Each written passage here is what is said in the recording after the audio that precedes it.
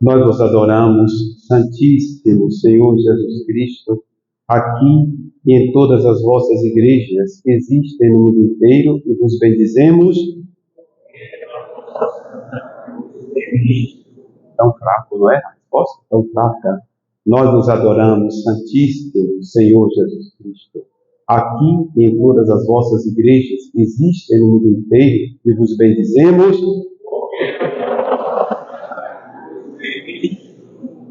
Pelo sinal da Santa Cruz, livre-nos Deus, nosso Senhor dos nossos inimigos, em nome do Pai, do Filho e do Espírito Santo.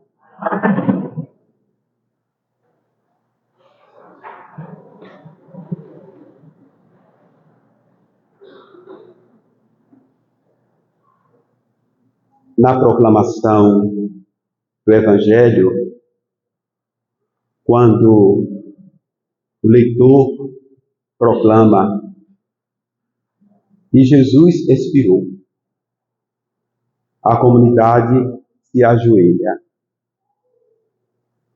Não é simplesmente um gesto externo, mas unimos a esse gesto o gesto do Espírito, o gesto da alma. Descemos aonde Jesus foi, na sua morte. É bom fazer uma pausa na morte de Jesus.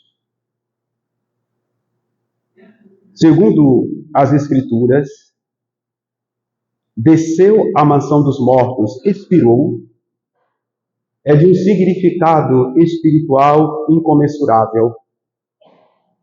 Jesus desce à morte, no mistério da morte, por amor da humanidade.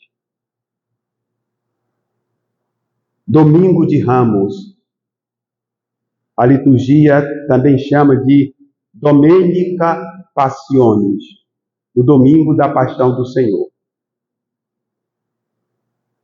Batizados somos,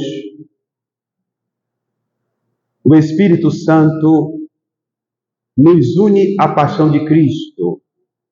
Poderíamos dizer que é o domingo também da nossa compaixão com o Senhor Jesus. Com Ele, nós também sofremos. Com Jesus. A presente celebração litúrgica nos introduz na Semana Maior da cristandade. Semana Maior. Não é feriadão. A Semana Santa. A nota fundamental do Evangelho proclamado, Evangelho de Lucas, proclamado durante a procissão de entrada, o Senhor Jesus é aclamado Rei. Ele está completando a sua jornada de volta ao Pai. Em Lucas 19, 28, nós ouvimos: Jesus caminhava à frente dos seus discípulos e da multidão, subindo para Jerusalém. Caminhava à frente, com decisão, determinado, resoluto. Destaca-se, portanto, nesse texto, a determinação de Jesus em marcha para a cidade santa. Na teologia, diremos que ele, Jesus, tem o controle do seu itinerário para a cruz. Ele quer dar a sua vida por cada um de nós. Jerusalém torna-se, portanto, símbolo geográfico do lugar onde Jesus efetivará a redenção.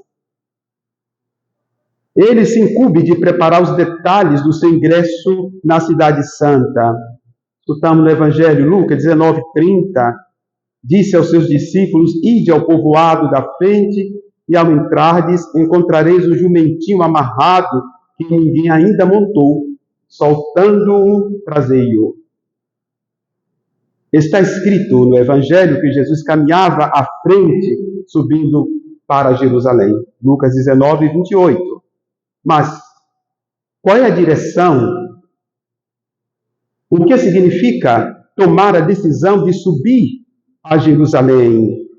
De qual direção se trata, queridos irmãos?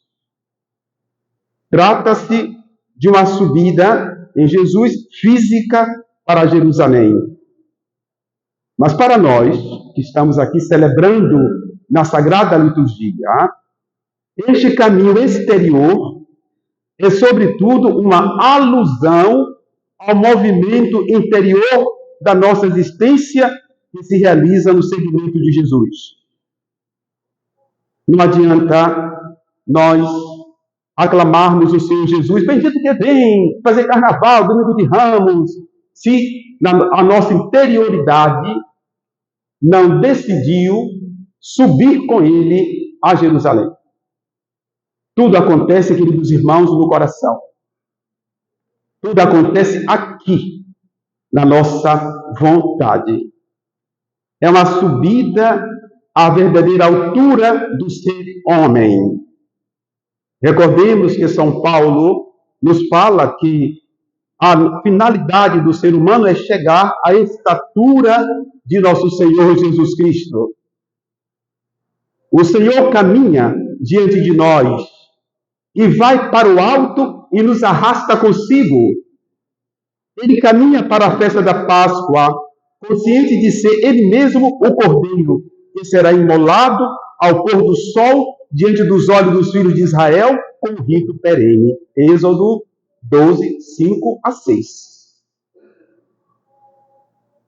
Ele sabe que o caminho para o Calvário, ele sabe que caminha para o Calvário, mas que subirá ao trono de Deus e reconciliará a humanidade com o Pai.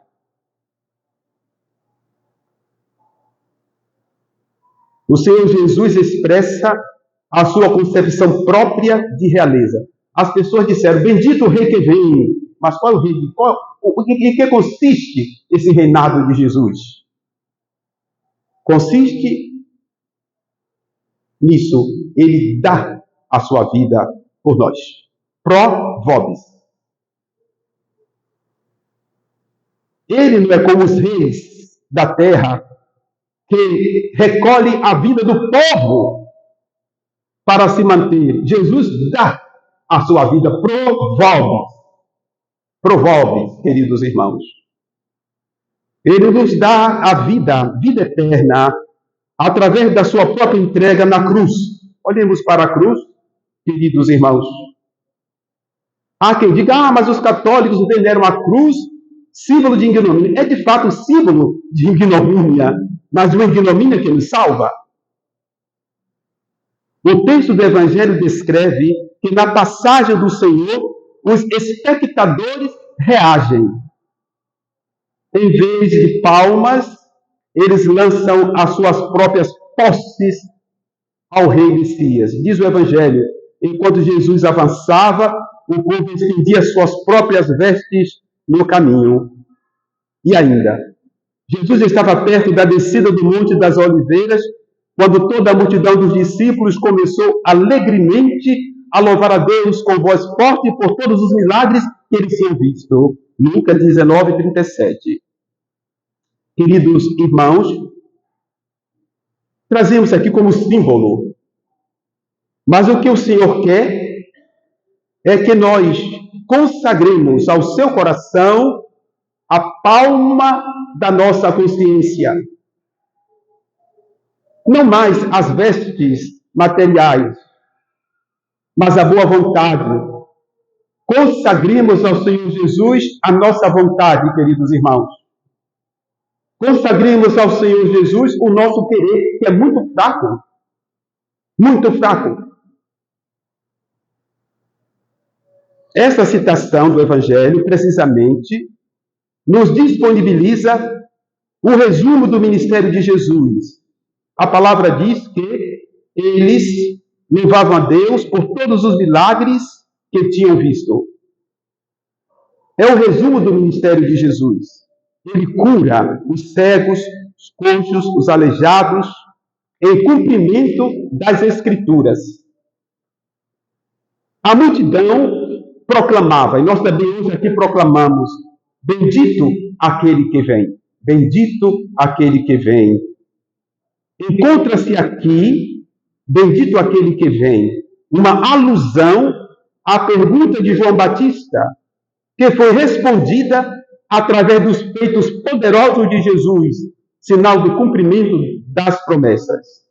Diz a palavra, Lucas 7, 22, João, chamando 2 dos seus discípulos, enviou-os ao Senhor perguntando: és tu aquele que há de vir ou devemos esperar outro? E nesse momento, diz a palavra, naquele exato momento, Jesus curou a muitos de doenças, de enfermidades, de espíritos malignos e restituiu a vista a muitos cegos. Então lhes respondeu: ide contar a João o que vedes e ouvis. Bendito seja aquele que vem. Jesus é de fato aquele que há de vir pelos sinais e pela sua doutrina. Ele ensina a verdade e redime. No Evangelho, primeiro de Lucas 7. Jesus disse aos seus discípulos: subamos juntos ao Monte das Oliveiras. Disse aos seus discípulos: subamos juntos ao Monte das Oliveiras.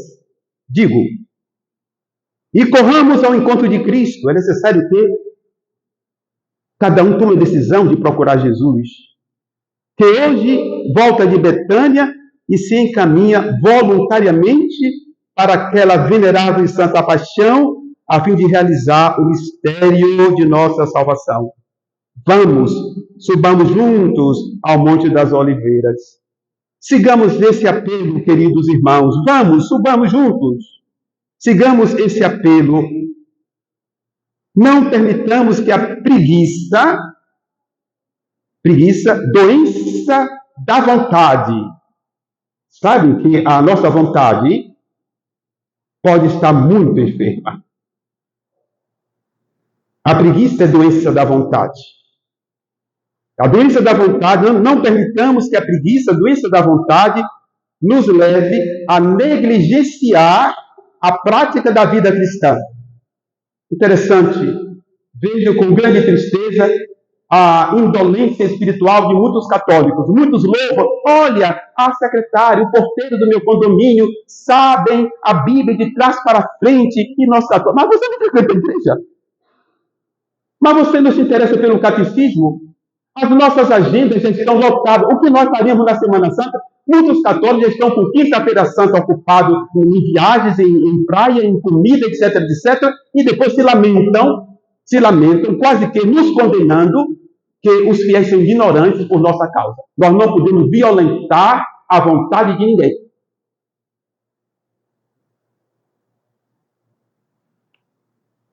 Portanto, entremos na Semana Santa. É justo que nos questionemos sobre as resoluções que nós assumimos no início da Quaresma. O que de significativo mudou na nossa vida durante essa Quaresma? Ou nós permanecemos na mesmice? O mínimo que o cristão pode fazer é consagrar o domingo ao Senhor Jesus. Muitos chegam sempre depois da missa ter começado. Aqueles que chegaram depois do Evangelho não podem comungar. Isso é norma da igreja?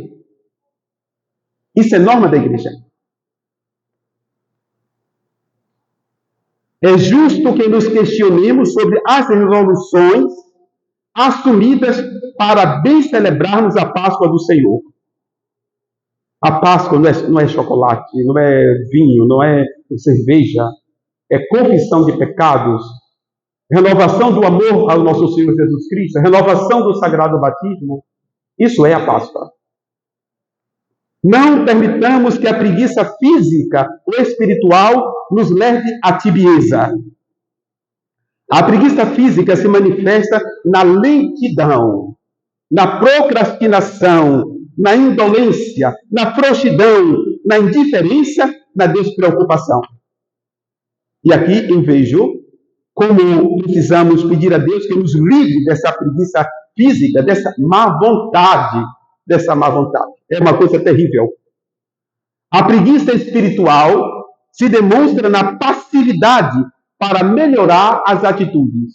Então, nós entregamos a programação a todos. O porteiro me diz: padre, as pessoas ligam, que hora vai ser a missa de quinta-feira? Passam aqui na porta para importunar os seguranças. Que hora é a missa? 4 horas. O segurança me disse: nunca as vi frequentando esta igreja. Há um certo abuso das pessoas. A preguiça espiritual se demonstra na passividade para melhorar as atitudes. E aqui eu chamo a atenção a questão da corresponsabilidade que todos nós temos com esta capela, com este culto. As pessoas às vezes dão R$1 e pensam que estão dando o mundo inteiro. Ou ainda querem ar-condicionado na capela. É demais, não é? E somos cristãos, e somos católicos, e recebemos a comunhão, e escutamos o Evangelho. Na repugnância contra as atividades espirituais. O padre fala demais negócio de oração, de silêncio, fala demais de confissão, de pecado, mas não há religião sem isso, queridos irmãos. Eu não posso lhes dizer outra coisa a não ser isso. Oração, leitura da palavra de Deus, vida dos santos, exame de consciência, confissão de pecados. E a palavra diz: buscai em primeiro lugar o reino de Deus e a sua justiça. E o resto vos será dado em acréscimo. O resto. Nós queremos o resto no lugar do essencial. Eu também, viu? Estou no meio também. Estou na fila do penitente. O evangelho é maior do que o pregador. O evangelho me denuncia, queridos irmãos. Eu também devo me confessar para bem celebrar a Páscoa do Senhor Jesus. A preguiça se manifesta no apressado acúmulo de devoções. Há pessoas que andam com tantas horas, panfletos de oração, de corrente, não salva ninguém. Não salva. Não salva. Infelizmente, eu preciso dizer que não salva. Na tibieza e na falta de cultivo das virtudes cristãs. A missa nos compromete. Precisamos praticar as virtudes da fé, da esperança e da caridade quando nós deixarmos o templo, queridos irmãos. Não basta dizer: fui à missa, agora eu faço. Não. Temos que ser virtuosos. Lê o catecismo. O que é fé? Lê o catecismo da igreja. Infelizmente, a fé foi reduzida à pele. A pele. Eu sinto emoção naquela missa, mas o padre canta aquela coisa toda, o violão toca, o tambor rufa, e eu fiz aquilo, eu choro, eu me lembro da minha... Na verdade, não é missa, isso é carnal, é coisa carnal. As pessoas querem a paixão da carne, e trazendo isso para o culto cristão. Missa é uma outra coisa. Missa é comunhão no sofrimento de nosso Senhor Jesus Cristo. Isso é o apóstolo Paulo. Comunhão no sofrimento de Jesus. Comunhão com o Cristo sofredor. Na tibieza e na falta de cultivo das virtudes, as virtudes teologais, fé, esperança e caridade, e também as virtudes humanas. As virtudes humanas. O muito obrigado cabe em tudo quanto é lugar, não é? Jesus censurou, curou 10 leprosos, só um voltou, ele diz: onde estão os outros? Às vezes os cristãos se lamentam por aquilo que não têm. Durante a semana celebra a missa aqui para uma pessoa. Se não celebrasse, ora, eu queria tanto a missa, não é? Mas não tem. Lamentamos o que não tem e não valorizamos o que nós temos. Queridos irmãos, peçamos a bem-aventurada Sempre Virgem Maria, Nossa Senhora das Dores, Virgem compassiva, que nos acompanhe nesta Semana Santa. Assim seja.